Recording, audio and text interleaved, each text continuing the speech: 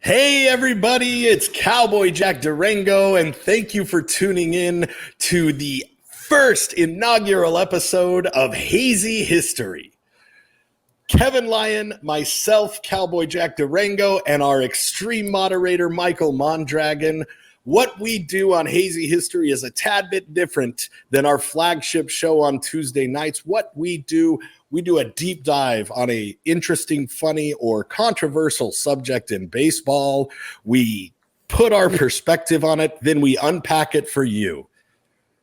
Thank you so much for joining us. We hope that you enjoy it tonight. Michael, Kevin, let's start the show. Disclaimer. The views and opinions expressed throughout the course of this show are those solely of Kevin Lyon and Cowboy Jack Durango and in no way represent the views of the Baseball Brew Crew as an organization, and we officially hold harmless the professional entity of the Beer Baseball Brew Crew for any legal or physical repercussions. Physical repercussions? Physical? You got to get the legal out of the way, babe. I had to consult three lawyers. I know, but am I no, we're going to be for sure in danger after tonight. Oh, okay. Fair enough. Yeah.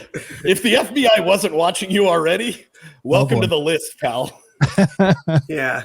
And by the way, when this is airing, we will be live at Radiant Beer Co. in case you do want to find us in Anaheim, California. And Kevin, kayfabe. No, dude, they got a tracker on me. They know where I'm at. They already know we're going to be They there. know where I am. So, ladies and gentlemen, boys and girls, children of all ages, the Baseball Brew Crew proudly brings to you the Diamond Exchange, the crown jewel of the craft beer and baseball world. Today, we are with the hardest working man in show business, Michael Mondragon, the best chest in the West, Kevin Lyon, and yours truly, the Sultan of Swig, Cowboy Jack Durango. And tonight, the subject for our episode number 1 on Hazy History, is one of the most notorious figures in baseball. Buckle up, strap in, crack a beer, and swig it down, because we have the bases loaded for our subject tonight, the life and crimes of George Steinbrenner. Dun, dun, dun. I can't wait to hear this one. Whew, that's a mouthful. That is a mouthful. So on Hazy History, Michael, what we like to do is non-linear storytelling. So we're going to be out of order. This is not following any type of timeline. It's just what we find interesting. And what really, really struck me when I first started doing my deep dive into George Steinbrenner, as I #did the research on this man, There you go. the amount of times he was reprimanded and fined for tampering and non-professional conduct. I was shocked at the amount of time. Shocked. Kevin, are you aware for the amount of tampering and unprofessional conduct that Mr. Steinbrenner? The answer is 4. You might want to get a notepad for this, buddy. I can't. So moving I doubt right we're going to into even have it. enough time to cover all of them, Jack. Yeah. So moving right into it, I'm just going to highlight a few if we want to roll on to the next slide. Mr. Steinbrenner, here he's known as the boss. He was born to a wealthy shipping magnate, born into great wealth, and his father taught him at a young age to sell chickens door to door. But since everyone that he went door to door to knew that he was from the wealthiest family in the city, they were scared of him and his family, so they felt compelled to buy the chickens. And later in his life, he said, "I loved it. People were afraid of me." And usually for these shows, I like to get the biographical background. So he's from the Cleveland area. And Jack, do you mind if I go into what led him buying the Yankees? Please do. Please do. I have some notes here. He was born in 1930. And obviously, as he mentioned, he was already kind of affluent. since he lived in the Cleveland area, he actually initially bought ownership of a basketball team in Cleveland, and including and he was trying to build it up. And through the course of time, he actually tried to join the NBA, but he was unable to do so. Part of it was he didn't have enough money to get to buy in, so to speak. Even like back then, it's like, you got give us some money, brother, we'll let you in. And he actually did try to get some good players. I believe it was Jerry Lucas, I believe was his name, Mongo. That's a Hall of Fame basketball player, I believe, right? He actually almost, I see her, Gary Lucas, I think it's Jerry Lucas, I think was his name. And he actually almost signed John Havlicek, who was a Hall of Fame player with the Celtics. That was he already had the aspirations of spending money to get players, even in the 60s. And then since he was in Cleveland and he was successful in shipbuilding, that's the background here. And so let me see here. Like one bit of notes here. He ended up making a heck of a lot of money. And he was actually a very big in the fundraising area, Jack. And this is going to tie into what you're talking about later. Are you aware that he was to the point where he was almost considered to run the Democratic National Convention? Oh, wow. Yeah, I wasn't aware of that with it. And he being the apparently DNC. was that good of a fundraiser. They considered that for him. And there was rumors that if Ted Kennedy became president, ever got elected president, he actually would have got a cabinet position. How about that? So I'm giving you some fun political background here. And also he ended up at law, because he had a company, he bought out American Shipbuilding, who was building ships in the Great Lakes and all that was the general area right by where he lived in Cleveland. And he ended up making tons of money through lobbying and being very involved in passing something called the Maritime Act of 1970, Jack.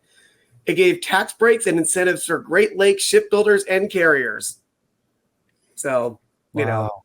That's what helped him make a heck of a lot of money early on. And he actually almost got in and bought the Cleveland Indians, believe it or not. He almost got in, but it fell through, unfortunately. And then CBS, believe it or not, owned the Yankees in that time period. And the Yankees were not doing well. Apparently, they bought the team for $13 million, and they were losing money on the Yankees. And so there was a guy who was I'm trying to find his name here. Mike Burke is the guy's name. He had risen to vice president at CBS and was running the Yankees. And he wanted to buy the team, so he needed an investor. And he got connected to George Steinbrenner.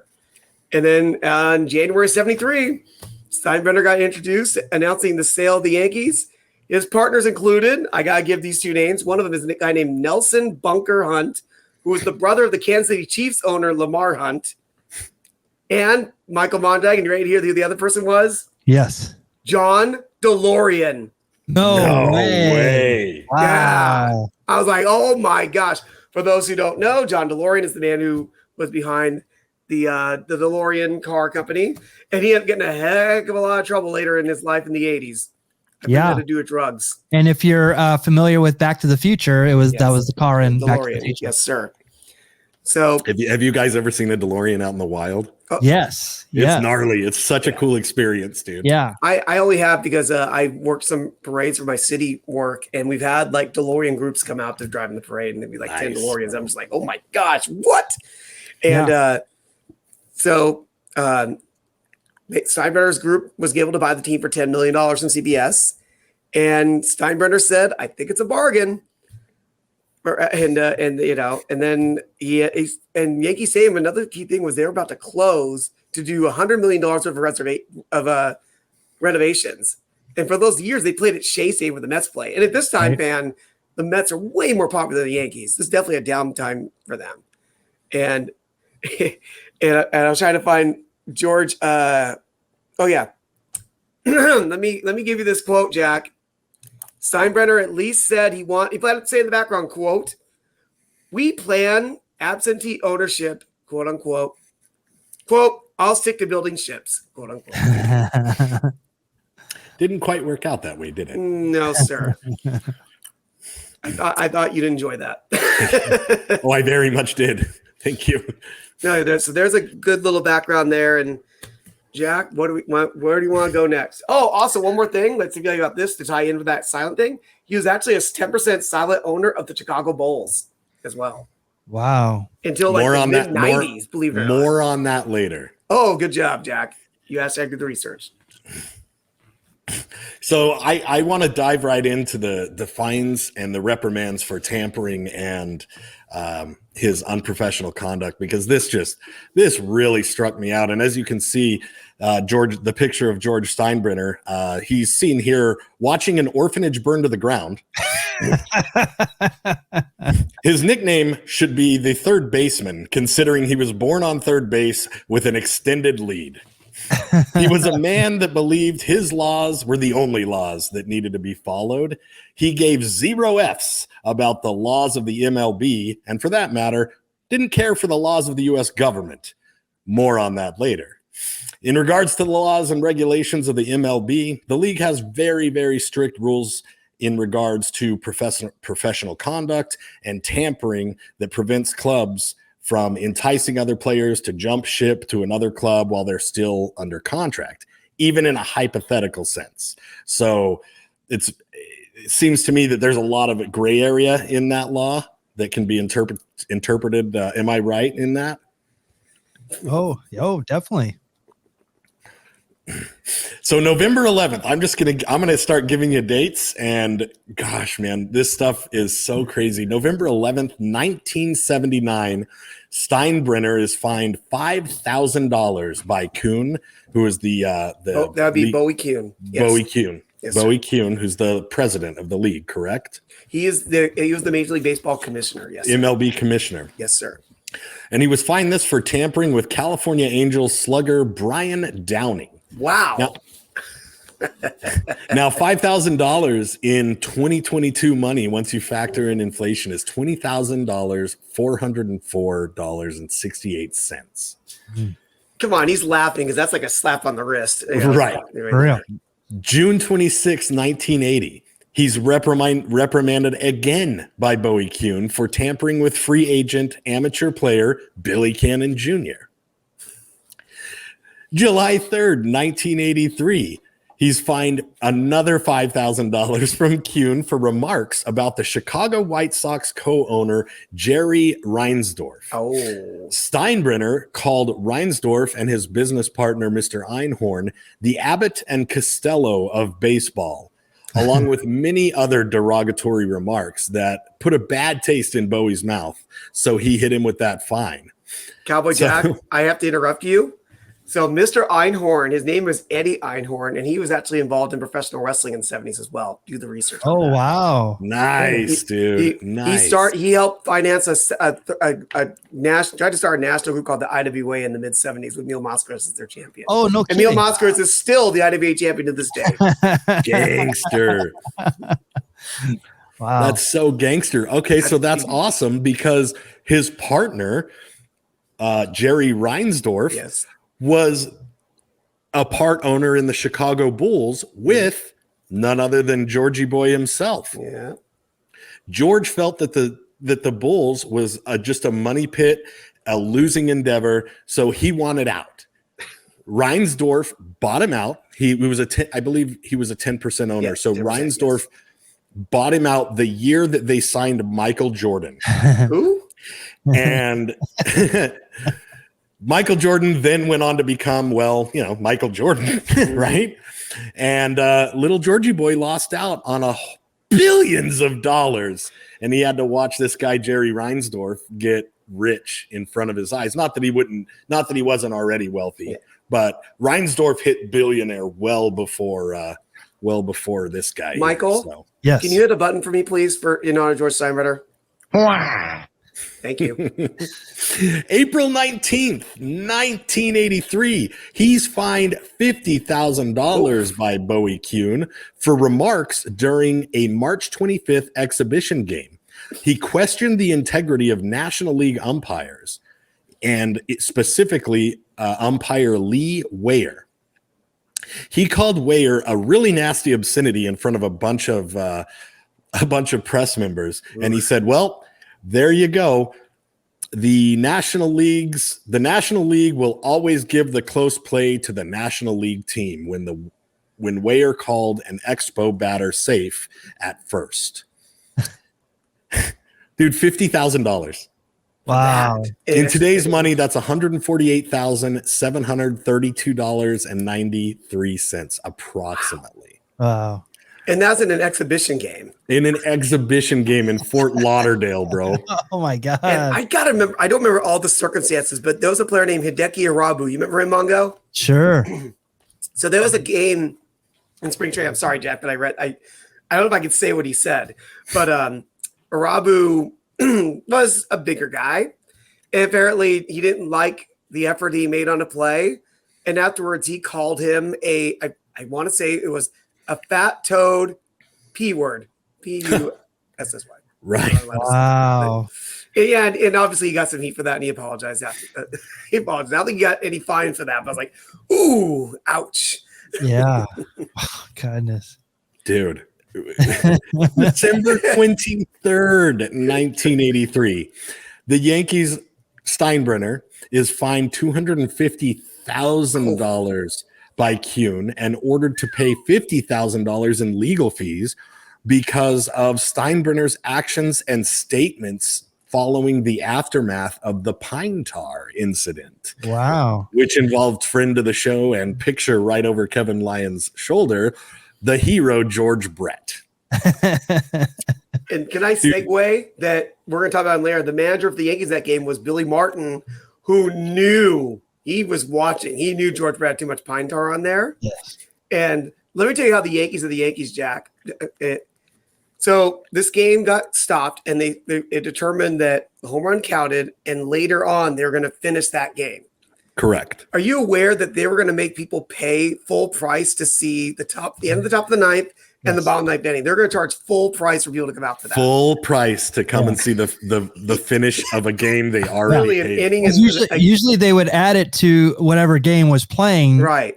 They had to do it separately. You're going to do a separate admission. That's amazing. And in the end, they finally gave in, saying, "Oh, if you have a ticket, from that game, you can come in for free." Or they offered like a great discount. And apparently, only like 1,300 people came for like the last last 4 outs. Even Billy Martin didn't even play. Like Don Mattingly like played second base or something like that. It was you play like or I can't remember. Or played outfield. Ron Guidry was they didn't care because it's like there's only one batter. Exactly. It was really ridiculous. Yeah, that was their own probably way of protesting. I can see Billy Martin totally saying, "Hey, let's just 100%. do that. Who cares?" Yep. Dude, that's $892,000 in today's money. That's almost $1 million fine. And was that 5 fines in 1983 alone? Man. Wow. Whew. We've got 3 major ones in 83, 1 in 80, and 1 in 79. The last major one came in 1990 when he was fined $25,000 by Commissioner Fay Vincent and ordered to pay $200,000 to the California Angels for tampering with hero of the show, Dave Winfield. More on this later. Yep. Yeah. Oh, wow. Awesome. More on this later, my friends. Yes. I say, Kevin, tell us about Reggie Jackson. So baseball did change. A major change in baseball happened around 1975, 76 in that it was determined that what we call the reserve clause was being taken away, which opened up free agency. So people, if they got money, can sign guys. They first signed Catfish Hunter was the first major sign. They signed him to at least $1 million, not $2 million. But then it turns out, Reggie ended up getting traded from the Athletics to the Orioles in 76. Reggie was so miserable, he held out for part of the beginning of that 76 season of the Orioles. He's a free agent. And then here comes George to woo him over. Like, we're literally 5 years, almost $3 million in 76, which, I don't know. Jack, you get your calculator. You can tell me what that'd be now. But apparently, like, Reggie was they met at the O'Hare Hyatt in Chicago, agreed to the deal on a cocktail napkin when Yankees owner George Steinbrenner, of course, offered to include a Rolls Royce.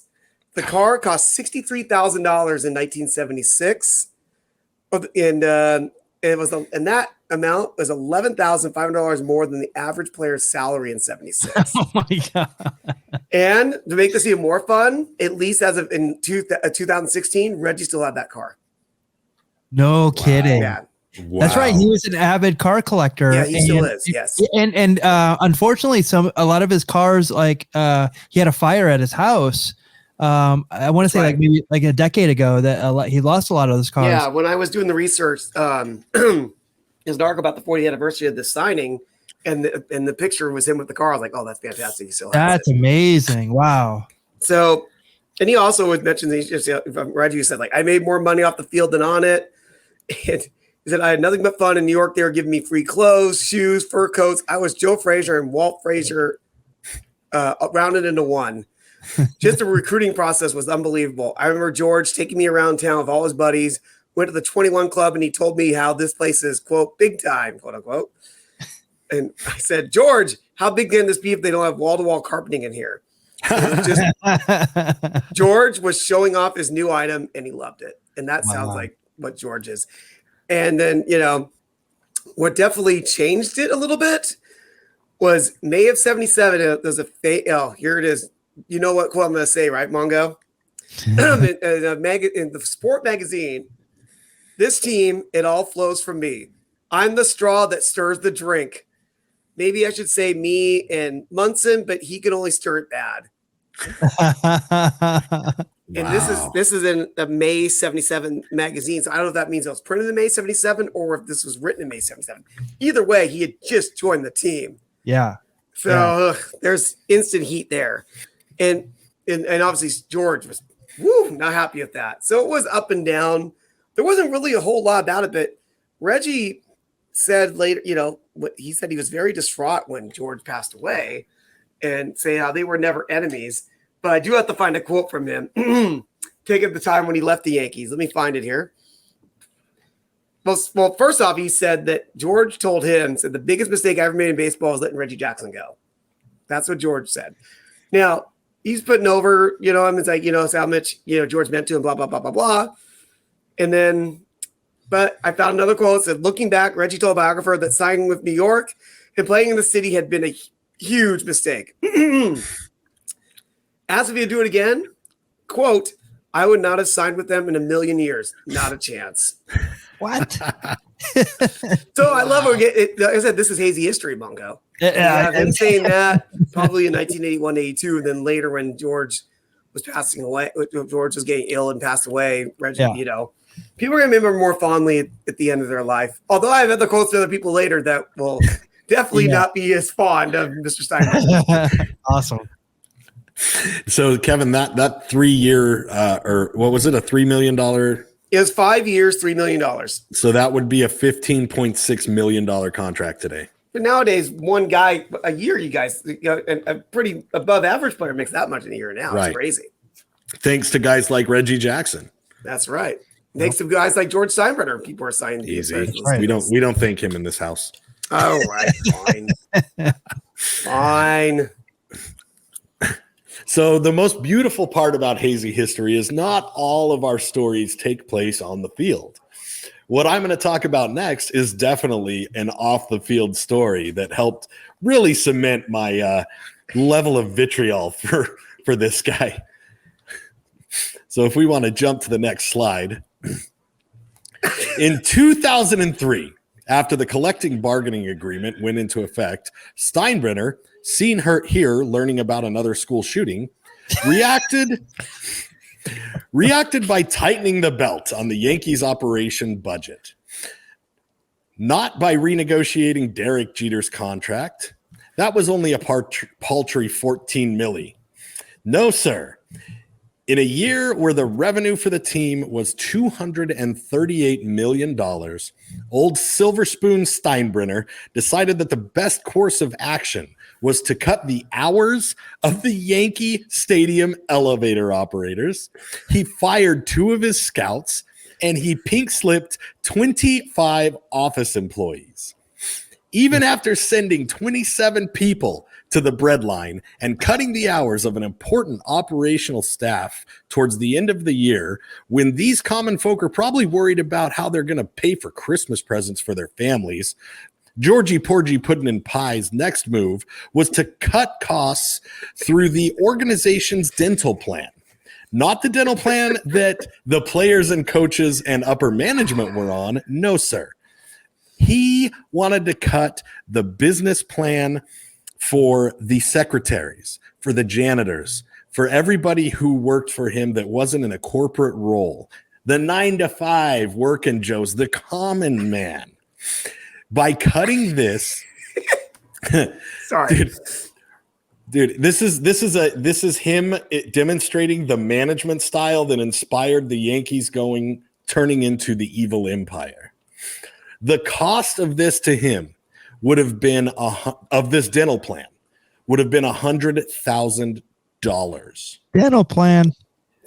$100,000 he was willing to cut to tighten the belt around the Yankees when their revenue is $238 million. Wow. What year is this, Cowboy Jack? This is in 2003, sir. Wow.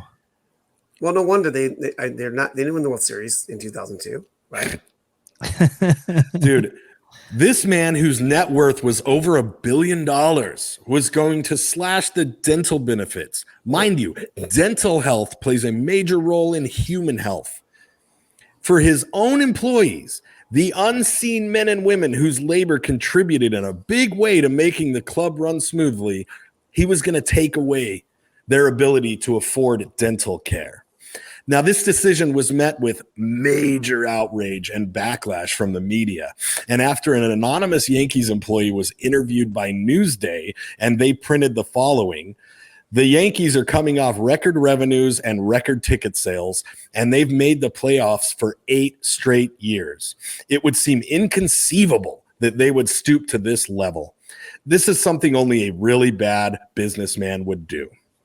When that statement was published, Steinbrenner backed off his plan to further exploit his employees and to make his balance sheet look better.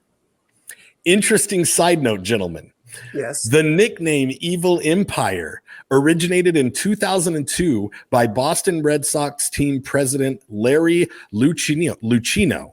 And surprisingly enough, a 2008 company named Evil Enterprises Incorporated applied for a trademark on baseball's Evil Empire, intending to create Yankees-themed funny merchandise.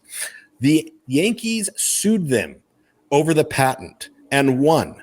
Oh my gosh. Effectively embracing the nickname and its negative connotations, to which they have no objection. Can I ask a question? Ask. Did Rage Against the Machine sue the Yankees for stealing Evil Empire? No. Name one of their records. They did not. Zach De La Rocha doesn't care, baby. All That's so crazy because you're talking about 2003. Yeah. Like they just came off all those World Series wins in the late 90s. Yeah. They were in the Subway Series 2000.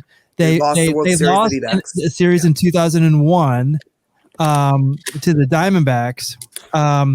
And then what was it? They lost to the Marlins. What's interesting though too is I think by 2004 he was already starting to have health issues. Like people were talking about when they had the meltdown when they lost to the Red Sox. Right. You know, they're right. They were right. They were up in that series and then 3-0, and they lost that series and the Red Sox won the World Series. Apparently they were like, oh my God, George could react. And George more or less just like, oh, they're a great team. They won. I don't remember the exact quote, but it was something that was really not George Steinbrenner like. And now I'm having the first end like, oh man, he's getting up there. There's starting to be like some issues because he would have been, 70. He would have been 73 years old when he made that decision, Cowboy Jack. Mm-hmm. 73 and willing to cut out $100,000. Brother, makes me dislike him even further. Man. I am a firm believer in the working class and the middle class, and watching corporate overlords like that just tear into him over benefits, over health insurance, over human necessities, dude. It grosses me out to no end. Yeah.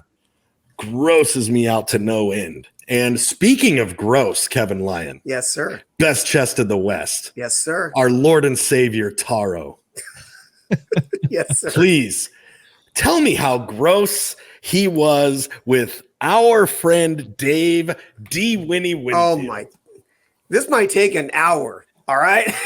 First off, I love the guy who's like hiding behind the curtain back there, whoever that man is. That man lurking. The other guy who just has to have his head down the whole time. With a toothpick in his mouth.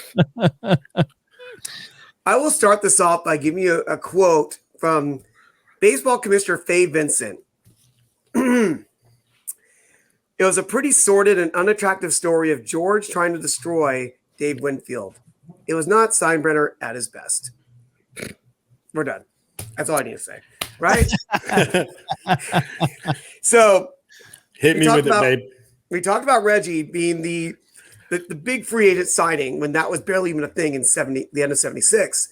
So then George is, Reggie's getting a little older. In 1980, they lost to the Royals in the American League Championship Series. George probably fired people, I'm sure, whatever. So it's like, all right, let's get this Dave Winfield kid. He's available.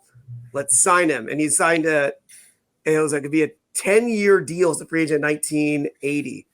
He's 29 years old there. Winfield, not George Steinbrenner. So let's see here. I'm going to tell you what Winfield said when he was signed. If I went someplace else, I'd be the king. But the king of what? I want to be with a team that wins, a team that can get to the World Series. I want people to recognize my talent. So he was there from 1981 to 1990. They made the World Series in 1981, and he actually had a horrible series. He only got one hit in the series. He went like 1 for 20, something like that. And then as a joke, I think he made a little wave when he got his only hit, and he was, George never let that one go. Wow. I'll tell you that right now. Just to give you an idea here, I'm sorry, I'd like to give you these quotes here. So the press conference itself was fun because it's to announce this big signing of Dave Winfield, 10-year deal. We're signing the best player in baseball, arguably. And it starts with George more or less taking over the stage at a restaurant, at a jazz club. And he's just talking about how we're going to do this, this, and this, and this. Talking about potential trades they're going to make to try and make this super outfield. So it already is about him more than about Dave Winfield. And then a quote from Reggie Jackson that day, he went up to Dave and told him, and mind you, this is Reggie's last year of his deal. After 81, he ends up going to the Angels, California Angels. So Jackson warned him. He said, it can be Disneyland or it can be hell. And for Dave Winfield, it was way more hell than Disneyland. That's for sure, to say the least here. And we're not going to talk about managers. It was we can talk about manager later with Billy Martin. But like I say, he dominated right away. And then the heat came right away, Cowboy Jack. Are you aware of his contract? Or Michael Mondragon, are you aware of his contract? No, I'm fascinated. So his agent slid a cost of living increase into the terms of the contract, which apparently was misunderstood by the Yankees lawyers, that raised the cost of the contract from 10 years, $15 million total, to 10 years, $23 million total. So George obviously was not happy about that. Okay. So right away, it was heat right away, brother. So his attorneys didn't catch that clause. Yeah, I was like, they just misunderstood it or didn't get it. And I'm like, he probably fired those attorneys. That's $8 million that they missed out on right there. That went up going to Winfield over a course of 10 years. And I was like, "Ooh, that's bonkers." But how do you if you don't understand it, how come you don't ask him about it? I don't know. It's right. No, I think that they missed it. I think they completely missed it. Seems like so weird. Yeah. I think that this is kind of the phenomenon of getting too big and kind of too ego. They think that everybody just wants to play for the Yankees. Yeah. So nobody's going to redline or add provisions to the contract. Yeah. And you got to remember, so Steinbrenner takes over 73. 76, they make the World Series, they lose to the Reds. 77, 78, they win the World Series with the Dodgers. Right. I don't remember how they did. They didn't make the World Series in 79 or 80. 81 made the World Series, lost. 81, yeah. So, and that's the first year of Winfield here. And after that, they didn't make the World Series again until 96. So these were not a happy time for Mr. Steinbrenner, and Mr. Winfield here, our Hall of Famer Dave Winfield, definitely got some of the brunt of that. So obviously right away with that, that's not going to make him happy. And I got to find the famous quote here. In his frustrations here, his famous thing was in 1985, he said, I let Mr. October get away, and I got Mr. May, Dave Winfield. He gets his numbers when it doesn't count. Yeah. So earlier we talked about Reggie said that George told him that George said the biggest regret is letting Reggie go. And this is that quote. And then Don Mattingly the next day said, to belittle players like he did to me, he's out of control. And then Winfield said, you wonder why we're all tentative on the field. All I can tell you is that with what he said, with the way he is, that's how the guys felt. Maybe some of the guys were too afraid to make a mistake. Yeah. Yeah, I think that's a high pressure situation, to say the least. Oh, yeah. And so let me just try to wrap up here. So part of his contract, too, would give money to his charity, as the Dave Winfield Foundation. And it was, and apparently there was conjecture about if he was saying that there was not the proper amount of money was not going to the foundation, which led to lawsuits. And then on the other side, the Yankees were preparing to sue the Winfield Foundation for misappropriation and misuse of funds. Yeah. So it went both ways on that. Yeah. Yeah. And then we get to go to Jack. I almost feel like you should take over this part. We're going to talk about a guy named Howard Spira. Howard Spira. All right. This is the guy who was helping out in the Dave Winfield Foundation, apparently. And in 1990, because along with the Heat, they wanted to trade Dave Winfield. And Dave Winfield, so something in baseball, I don't even know if this still exists. There's something called the 10-5 rule, which is if you're in 10 years in the league, and 5 with the same team, you get veto rights over any trade. So they've been trying to deal him a couple of times over the years, and he was able to be like, nope. Yeah, I believe that still exists. And that definitely led to more heat. And at the same time, in 89, I think it was 89, that he actually herniated disc in his back. He had to miss the entire 89 season. So there was already heat going to 1990. 1990 is a whole bunch of fun here. But let's talk about Howard. Should we talk about Howard Spira, or should I talk about his trade first, Jack? Talk about Howard Spira, baby. All right. So in order to try to get dirt on this guy, on Dave Winfield, through this Winfield Foundation, because there was an allegation, there was some rumors about Dave Winfield's off-the-field activities. Let's be fair here. So George Steinbrenner paid $40,000 to former gambler Howard Spira for dirt on Winfield and the foundation. He had been an unpaid publicist for the foundation the previous decade. But meanwhile, Spira had gotten in a large hole for his gambling, owing a total of $100,000 to various bookies. So, and they all had mob connections. So, some trouble there. So, on hearing of the Winfield lawsuit, Spira, to try to get some money, he went to George, saying that he could provide proof that Winfield had been, quote, squandering his foundation's money on trice with girlfriends. So that's fun. Ooh. And while Spira got some money, but then Spira wanted more money, and Steinbrenner's like, no, I'm not giving you more money. So then Spira got charged with extortion. Oh, yep. Using his connections in the Tampa FBI office, he was like entertaining people in at the Yankees, like spring. The Yankees had an owner box at the Tampa Bay Buccaneers stadium, and they were trying to curry favor with them. So George was like, "Ooh, George Spira's trying to just work his connections," and he admitted that he did pay Spira the $40,000, but there was a whole bunch of excuses that he gave, all kinds of them, and this came out too when he admitted that. At the same time this going on, Winfield was going to get traded, and he contested it. And they said, nope, this is happening. We're going to trade you. And he contested to where Winfield walked out, and he was literally not playing and doing a stalemate. As all this is going on, George talked to him on the side, which he was not allowed to do, and told like, oh, if it all works out, you're more than welcome to come back to play with the Yankees. It's like, what? After all this. And because of that was that. How much was that fine, Jack, in 1990? Give me that dollar amount. The 1990 fine. I think it was 20,000. And he had to pay $200,000. I think it was 200,000 and to the Angels. And I think it was $25,000 was the fine, and $200,000 in restitution to the California Angels, which combined is about $453,000 in today's money. I want to put that out there because that he went to him during all this stalemate going on, and he doesn't see that. And there's the punishment because they were going to trade to the Angels, and eventually what happened was the owner of the Angels was like, "I'll sign you to I think he signed like a 3-year deal for like $9 million." And like, okay, fine, I'll go. Let me get out of here. But while that was going on, you had the Spear thing going on, and Spear apparently, allegedly, Steinbrenner was saying that he paid Spear out of the goodness of his heart, and then Spear allegedly threatened George Steinbrenner's family or hinted that we'd tell the press about Lou Piniella's gambling habit. And I don't know if Lou Piniella was the manager I don't think he was the manager then, but he was definitely a well-beloved Yankee involving a coach. And so, obviously, that did not go over very well, to say the least.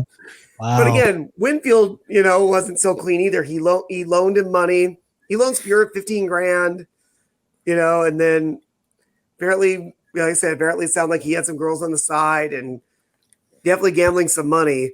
But obviously, a lot of drama there between Winfield and the Yankees. And he ended up finally getting out of there. And I want to find his quote here. And I want to find you this one, too, because this is a really funny one. They more or less told him he was done. And this was so impromptu that he was arguing with the manager, Bucky Dent, and one of the executives, the GM, that they literally ended up going to a press conference. They're literally arguing with each other at the press conference about this deal that was just made. And he's like, no, this is not happening. And literally, the media relations director, it's his first season. He said it was so hasty that he had to write the details of the trade on the back of a cover fact sheet, and then have the GM Pete Peterson, which I love that name by the way, sign it, and then they had to fax it to the league for approval. You gotta love that too. That's how impromptu this whole thing was, and how just bonkers it was. And this is the Yankees, no less.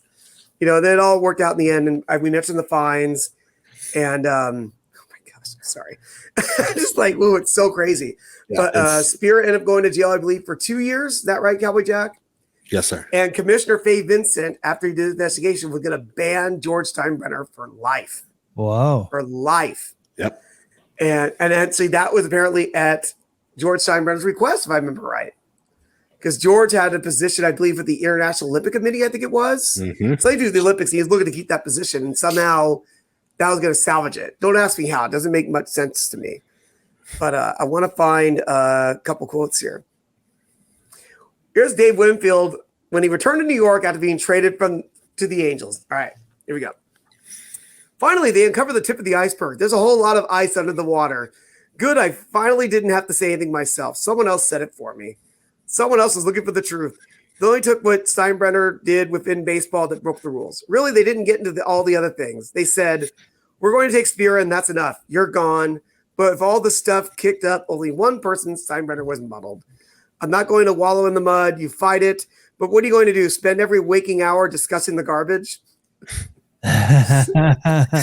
So to close this out, let me give you George Spear. This is just wonderful here. So George spent 22 months in jail. And even after George died, let me give you a quote from George Steinbrenner. I do not forgive him for all the terrible things he did to me. I stand by what I've said. He ruined my life, my health, and my reputation. I'm very relieved that that man has to face the most powerful test there is for what he has done. He has to face God. I wouldn't want to be George right now. Stifsky, dude. Stifsky. Wow. But hey, man, that guy, George testified against him, spending a couple of years in jail, ruined his life. So, yeah. Mm-hmm. Wow. But see, there's a lot there. That's the condensed version. You want to see even longer version, you can come watch our episode of Hazy History about George Steinbrenner and Dave Winfield in the archives on Instagram. Yeah, we did a real deep dive. That was I feel like I did it here, but I didn't. Right. I feel like I almost peaked early there with that one. No, sir. This next story, man, this is where it got really juicy for me.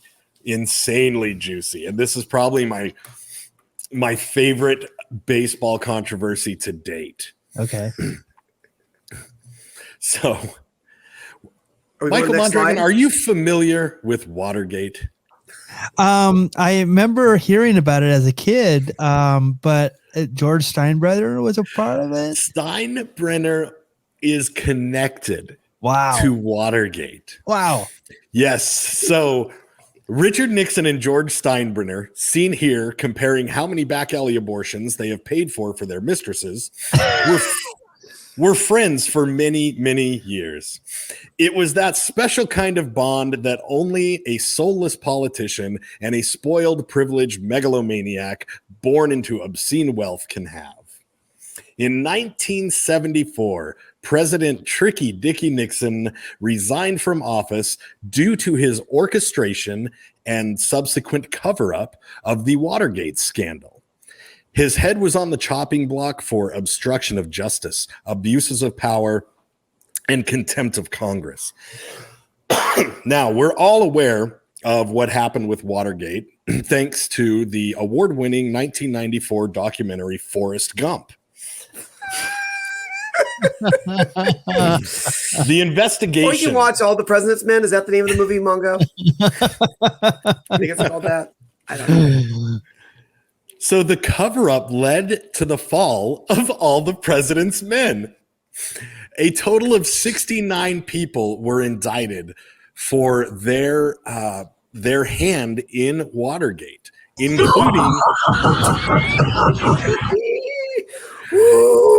including, you guessed it, George Steinbrenner himself. Wow. That's right. George was indicted for 14 different charges, including obstruction of justice and making illegal campaign contributions. 14 felony indictments, my friends. This dirty little rascal had reached his maximum donation limit to Nixon's Committee for the Re-election of the President, aka the most fitting and hilarious acronym of all time, CREEP, creep. So instead of just not donating to this criminal scumbag politician, what Boy Georgie did was he gave 6 of his employees in the aforementioned American shipbuilding company, he gave them quote unquote special bonuses. Each one of these special bonus was $25,000, which translates roughly to $133,457 in today's money when taking inflation into account. He directed them to turn around and personally donate that scroll to Creep. So this money, once the investigation went down, was traced from George Steinbrenner through his employees, through Creep, and then funneled into the actual guys' pockets who perpetrated the break-in of the Watergate Hotel. Oh. They were able to track that money all the way back to George. Oh, my. So you can imagine this blew up, man. And Captain Shipbuilder over here, he was a lot of machismo, man. He was just out and proud saying that he would fight the charges to the bitter end. But the minute that Richard Nixon resigned, big talker Steinbrenner pleaded guilty to 2 of the federal charges. Felonies, gentlemen. Wow. Yep.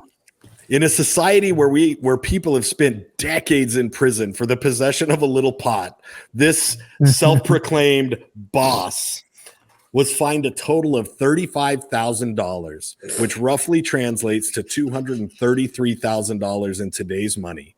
Not even close to the amount that he illegally donated. And he received, get this, a 2-year suspension from baseball that was later commuted to 15 months because little slap on the wrist-ski. And get this, boys, he was pardoned in 1989 by the orchestrator of the downfall of the American middle class, Ronald friggin' Reagan himself. Yes. Once again, proving the fact that in the good old US of A, when you got money, there's 2 different justice systems. Thank you for the Jackie laugh. Wow. I gotta follow that. Jeez. Follow that, brother.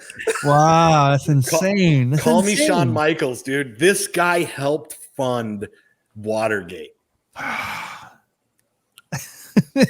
Like the greatest political scandal before the 2020s, right? Like, what? Yeah, I mean, imagine if something like this happened now. I mean, this is just where you literally just had network television and newspaper. That's the only media you have, and radio. Yeah, yeah. But if you were to go to Yankee Stadium today, yes. right, in center field, there's a big wall. And it just says the boss, and it has his, when he was born, the year he was born, the year he died. 30, yep. Yeah. 1910. And 2010, sorry. He's celebrated. Yep. It's amazing. Because you know what? People, the winners write history.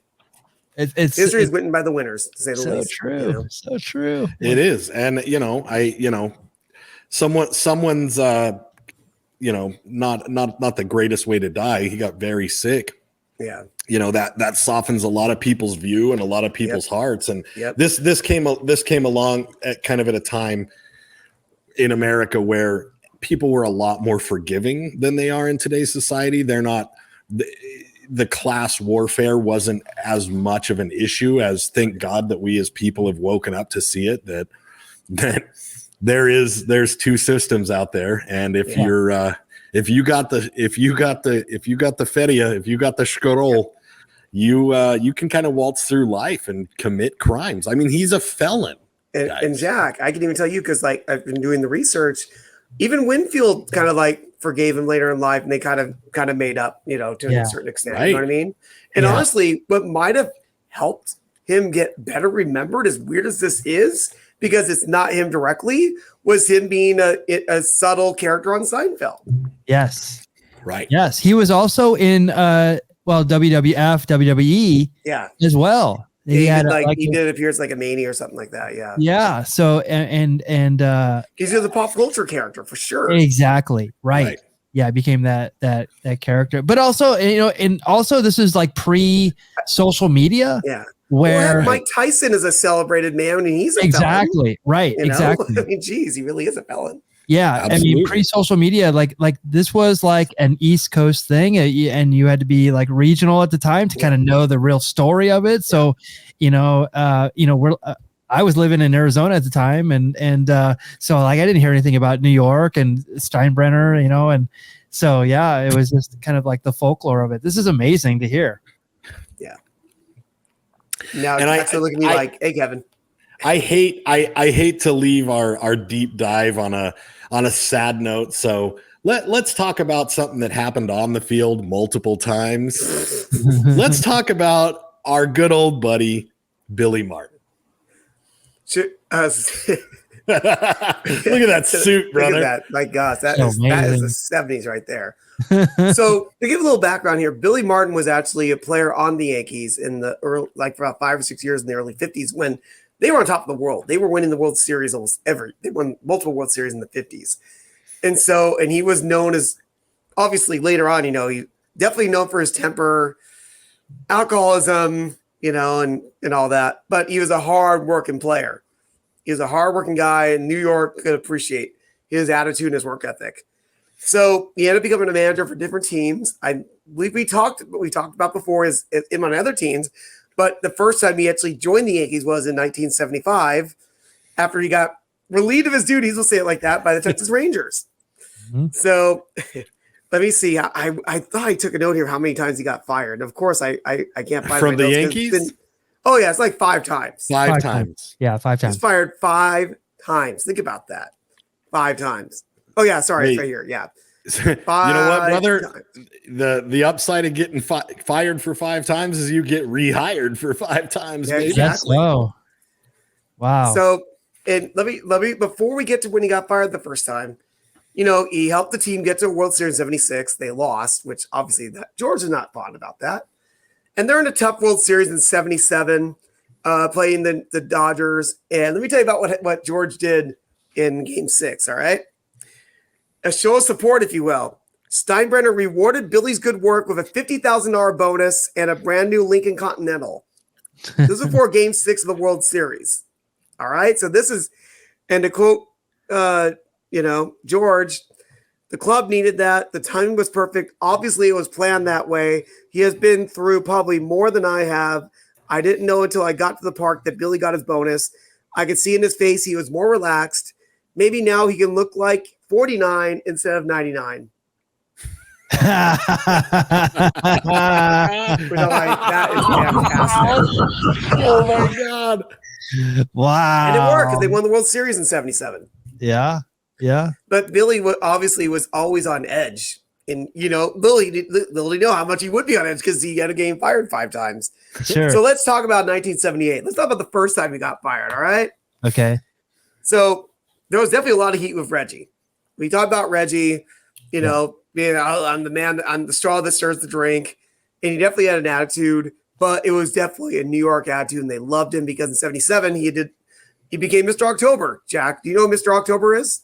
I know who Mr. December is. He's dropping bombs on him, right? It's Reggie Jackson. Santa is Mr. December. Oh, that's right. Who? Who's Mr. December? What? Santa. Oh, Santa. Oh, yeah. El Santo. Yeah, El Santo Claus. That's right. Yes. El Santo Claus. But anyway, so he hit the 3 home runs on 3 pitches, 77 game, Mr. October. They won the World Series. Everything's great. So, but him and Reggie still just never got along. And so it was a game in the summer of 75, July 78, where he told Reggie to bunt. And, yes. I realized you don't tell the guy who dropped bombs on teams to bunt. Yeah. So he ended up swinging away, and Billy Martin was so angry, he suspended him from the team for 5 games. Yeah. And what an interesting part is that not only did George support Billy's decision, but so did the teammates. So that tells you Reggie had some heat, to say the least. Yeah. But I'm giving you this as a background because Reggie came back this particular weekend, and he was not played. We put back in the lineup right away, so the more heat. And let's talk about what Billy Martin said that weekend. Are we ready? Start with this. Talking about Reggie. It's a Billy Martin quote. If he doesn't shut his mouth, he won't play, and I don't care what George says. He can replace me right now if he doesn't like it. Yikers. The two men deserve each other. One's a born liar, the other's convicted. Yes. Oh. Wow. Dropping bombs on him. Bombs on him. Later that night, Billy Martin, breaking into tears, said, "Tell George I didn't say those things." Wow. 24 hours later, Bob Lemon was the Yankees manager. Wow. And what makes it even crazier is that apparently Billy Martin thought for some reason that, I'd never heard of this before in baseball, Mongo, correct me if that's done. He thought that he was going to be traded. Billy Martin, the manager, was going to be traded to the Chicago White Sox for their manager, Bob Lemon, who ended up actually managing the Yankees when Billy Martin had to resign. Yeah, I had heard that. And I never heard of that. I had heard that had a potential to happen. And, but yeah, there's been other like position. I want to say people in a position that got traded like that. That's happened before. I'll have to look it up. We'll have to do #do the research. Yes. But yeah, they were actually going to do that. And I'm going to tell you right now, Cowboy Jack and I think we discussed a little this. The next time we do a full show, it's going to be on Billy Martin. We're going to do an hour on Billy Martin easily. Yeah. That's why I got to restrain myself here because there's some stories I can go into. I'm like, no, we want about stories that tie into George. I want to try to keep it to that here. Kevin, how many Miller Lite skis do you think that old Billy Martin threw back before saying it with bass in his voice? That's after a game, so he had a lot of time to drink them. Yes. And it's funny because he did kind of make a good quirk later. There's old things like, he had to resign from the job he really wanted because he loved the Yankees. Obviously, he played with them. Yeah. And he even said he thought he was going to get fired. He's constantly threatened being fired. He said he had been thinking of resigning almost daily around there. Yeah. And then he explained why he waited. He said, quote, "I wanted to give the Red Sox a run." So in 78, the Red Sox were doing fantastic. Yeah. They were in first place. And 78 is a famous year because the Yankees were 14 games out of first place in July. And they were starting to make a little bit of a run with Billy, but when Bob Lemon came in, they actually came back and Bucky Bleepin' Dent hit a home run to help the Yankees make the playoffs and winning that World Series in 78. That's right. But then a few months later in 79, Bob Lemon gets out of there. And let me read you this incident from July 29th, 1979. The announcer, Bob Shepard, as only he could say, this is an old timers game, by the way. This is announcer Bob Shepard, announced to the 46,711 fans at the game, quote, I wish I could do Bob Shepard because I'm number 2, the manager for 1980 and hopefully many years to come. Number 1, Billy Martin. The crowd went banana. Wow, that's awesome. Steinbrenner knew it would, which was one reason they wanted Billy Martin to return. So here's the thing. He hid Billy Martin from everyone. No one knew Billy Martin was there. No kidding. The only, I'm sorry, I should have said that. That's what I say. That's the big crazy thing. They brought him in a crate like Chainsaw Charlie? Like kayfabe him. They hid him somewhere. They hid him somewhere in the stadium. The only people who knew was Bob Shepard. I want to say someone else knew. But even the Yankees players didn't know. Wow. And this is about a year after he got fired. That is awesome. And I love this. So apparently, good old Mr. Coffee, Joe DiMaggio, was ticked off. Really? Because he felt he was upstage because this is old timers game. Oh, that's right. And he was out there. He was so offended that he threatened to stop appearing at old timers events in the future. Now, old timers games don't even really exist much anymore, but in New York, that was a huge thing. Well, they just had the Mets just had one last weekend, and it was huge. So I would expect it to come back because it's definitely a New York so thing amazing, right? It's definitely a New York thing for sure. Totally. So the players saw Martin, discover what was going to happen, and they actually did hide him in the hallway. All the old timers were in the dugout, and they were hiding Billy up in the runway somewhere. Greg Null said that was one of the Yankee players. That is awesome. The players that caught us all as a surprise. None of us knew the announcement was happening. It was just odd. Isn't that crazy? That is amazing. Because he knew that was going to just get a huge babyface pop. You know what I mean? Yeah, it should have done obviously it's probably in the daylight, but it turned out the lights like they do in wrestling now. Yeah. Right. The lights go out here. And they hit Billy Martin's entrance music. It's raining men. Well, they don't have the LED light, so it wouldn't go down very fast. Well, it would take about a half hour for them to light back the lights on. And that song would not come out then. Sorry, Jack. We're gonna need a more fancier song. We're gonna need more current songs. Probably something disco. That is we're gonna need a disco song. Yeah. So Dancing Queen. We're gonna save the details of the story for when we talk about Billy Martin. But what I'm about to tell you. Okay. So he didn't coach in the 1980 season after all. Are you ready to hear why, Cowboy Jack? I am, dude. I'm intrigued, brother. He went to a hotel. He ended up at a hotel bar in 1979, right after the season ended. Shocking. He ended up. I really want to tell the story, but I can't because I don't want to give it away. More or less, he got into an argument with a fan, and this fan who he got into a fight with was a marshmallow salesman. Wait, what? What? He got into a fight with a marshmallow salesman, apparently beat the guy up, and amid pressure from the commissioner's office, he ended up getting canned. So he didn't end up getting the man's the Yankees in the 1980 season. Oh my God. It's like planes, trains, and automobiles. The shower ring salesman. Right. This marshmallow salesman made fun of him. I'll leave it at that. I'm going to leave it at that. Oh my God, it's so awesome. Bro. There's way more to it, but that's going to be episode 2 is I love it. That story alone. What a I can't wait to talk more about that. What a tease. Coming from a guy that has been in 4 hotel barroom fights, your life isn't going too well if you're getting into a fist fight at a hotel bar. I have this one and one other one already ready for the next show. That is awesome. All right? I'm just doing the research. Love it. So he ended up coming back in 1983 for his third run as a Yankees manager. As we talked about earlier, he was the manager for the Pine Tar incident, and he was fired for a third time after losing the division to the Baltimore Orioles in 83. Right. He then replaced Yogi Berra in 1985, and he got fired again after that season because the Toronto Blue Jays won the division in 85. Right.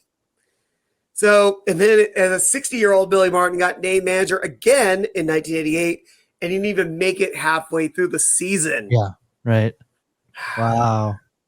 And then, unfortunately, he tragically passed away in a car accident on Christmas Day, 1979, 1989, which we will definitely go into more on Billy Martin, episode 2. And let me see, do I have anything else on that? I'm just trying to give you the brief version because there's going to be way more fun stuff to talk about, Cowboy. Yeah. Well, can I play the please, the beer related Steinbrenner Absolutely. Billy Martin? Absolutely. I'll play that for you right now. You know, a lot of people think Billy and I argue all the time. Actually, we agree on just about everything, right, Bill? You betcha, George. We even drink the same beer. Light beer from Miller.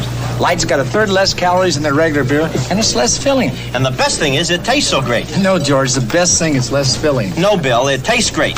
Less filling, George. Billy, it tastes great. Less filling, George. Billy, Yeah, George. you're fired. Oh, not again. Light beer from Miller. Everything you always wanted in a beer and less. Amazing. Dude. And mind you, we saw that was in 78. So he's only fired one time when that commercial got made. Yeah. He got fired 4 more times after that. Yeah, that's probably why he was able to laugh about it that time. Yeah, exactly. It was clear then. You gotta love the phone. Why was there a phone on that? Oh yeah, and you know when you watch it, George Steinbrenner gets off the phone to do it. It's right. I mean they have the phone in the shot, so Like, there's a lot going on there. Yeah. It really is. So back in the day, if you were like a really well-to-do businessman, people would call. They would know that you're having dinner somewhere. They would call, and they would. That's they had right. a special gimmick phone that they would bring out. so that Right, you- right. The maitre d' would bring the phone, like a phone call for you, sir. Yeah, Well before cell phones, and it Yes. was a status symbol for sure. absolutely. That's so For awesome. sure it was. For sure it was. And I love that we incorporated the other component of our weekly show is beer. Kevin, what kind of beer are you drinking tonight? Oh, I'm sorry, I didn't get a chance to talk about it. I have a hazy beer for the occasion. We've been putting over this company a lot. This is Everywhere Beer Co. in Orange, California. I went over there today and I'm like, I need a hazy. Because when I have an idea, it's called Seemingly Ideal. And it was seemingly ideal to drink during this recording. Cheers. Agreed.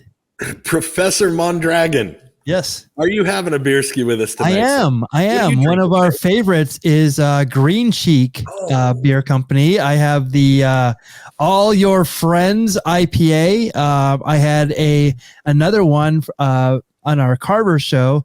And so I'm going to hold some of these for you when we do our show. So send you back with some good craft beer from Green Cheek Brewing, the Green Cheek Beer Company. It is. They're amazing. Jack, you're going to have to pay to gosh. check in your bag. We're not paying for you to check in your bag, though. Oh, that's right. He's flying back. This didn't happen. Who's what? K-Pain. Yes. Oh, all right. dude. So how do we wrap this up? So Oh my Hazy gosh, how do we close History. this out? The absolute favorite part of the show is the ending, because what we do is we name a deplorable baseball bum of the week. Today's is a Hall of Famer. The deplorable baseball bum of this episode is none other than George Steinbrenner himself. He was a tyrant, a narcissist, and he viewed humanity as a commodity to be bought, sold, and used as pawns to advance his unbridled agenda to create a monument to his own ego. He took a baseball institution that dazzled fans with their pinstripes and turned them into the evil empire. We don't remember you fondly in my house, Steinbrenner. Let him hear it. Yes.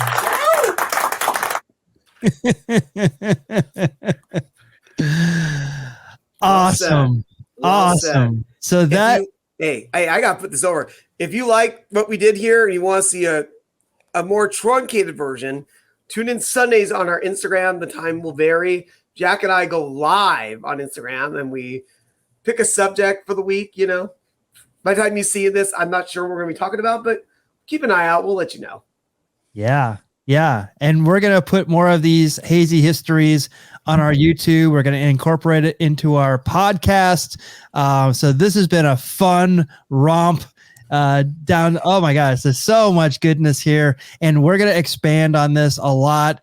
Again, if you like what we're doing at the at the Baseball Brew Crew. I hear it's the Beer Baseball blog. We used to be the Beer Baseball blog. We still are in a lot of ways. But if you like what we're doing here, check out our Patreon, patreon.com/Beer Baseball. Here we are on social media. And then we have our show on Tuesday, the Baseball Brew Crew podcast. Kevin does Pint and Packs on Wednesdays, Thursdays, right? Usually Wednesdays. Once in a while Thursday. I'll let you guys know if it changes, but usually got it. And you guys do Hazy History on Instagram on Sundays, on Saturdays. Angelo does his card openings.